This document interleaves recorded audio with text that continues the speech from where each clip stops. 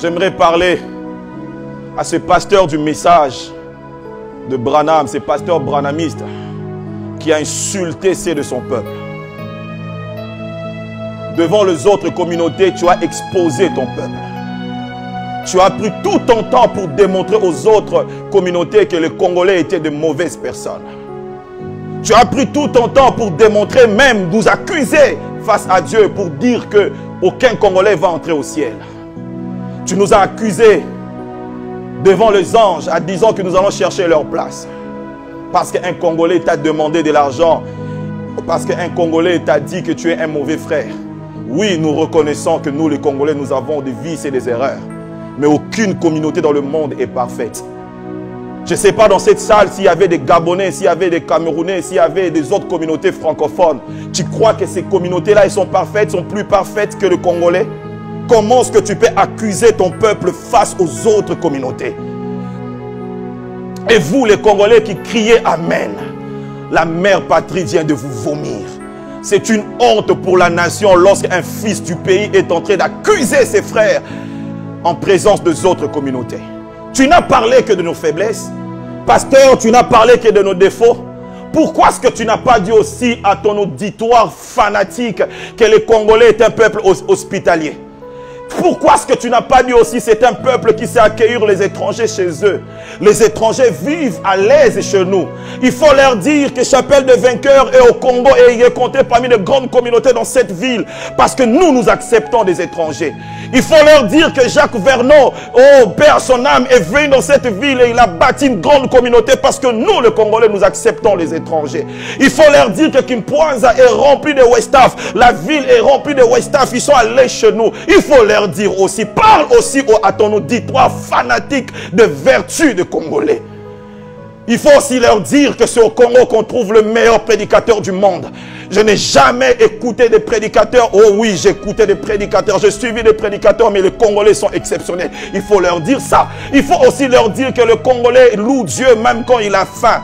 Comment est-ce que tu peux dire que le Congolais ne cotise pas? Nos églises ont été construites comment? Par des Congolais. Ici au Congo. Des gens souffrent, des gens traversent des moments difficiles, mais comment nous bâtissons nos églises? Ils sont toujours là en train de louer Dieu malgré la souffrance.